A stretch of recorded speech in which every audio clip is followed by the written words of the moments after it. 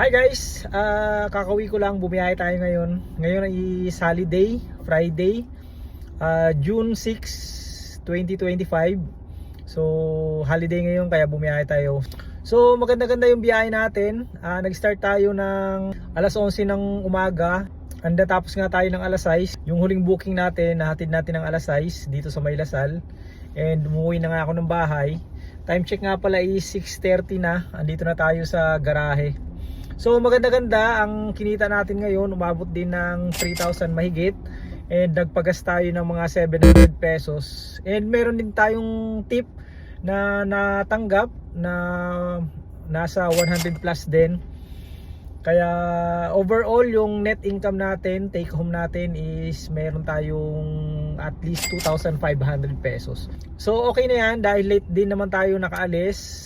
Kasi nga holiday, pagka ganun kasing holiday, medyo yung booking sa madaling araw wala masyado. Usually kasi madaling araw tayo bumibiyahe, kaso ngayon nga dahil holiday medyo nagpalit tayo. Maganda lang dahil walang traffic and medyo malakas din naman yung booking, lalo na nung bandang mag alas 4 umulan, lumakas yung ulan. So dumami yung booking and medyo mahal yung binibigay sa atin. So ang ginawa nga natin, nagset tayo ng my destination. Pag nakasit ka kasi ng my destination, merong mga opportunity na booking. So pinapasukan ka ng hindi naman papunta sa destination mo, suggested booking lang yun ni Grab, baka sakaling kukunin mo. So yun nga ang ginagawa natin para makapamili tayo, nakakakuha tayo ng mga malalaking booking.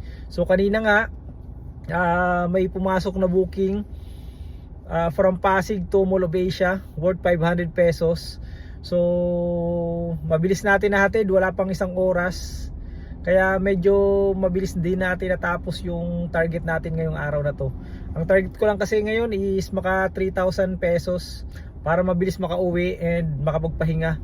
And bukas, araw ng Sabado, agahan na lang natin kapag online para at least bago magtanghali or mga hanggang 1 o'clock makatarget na naman tayo ng at least siguro mga maka 3,000 tayo and uwi na naman tayo. So ganoon lang guys ang ginagawa natin, wag na natin pahirapan yung ating mga sarili. So pag enough na yung income natin, time na para magpahinga and biyahe ulit kinabukasan. So yun lang guys, maraming salamat and mag-iingat tayong lahat.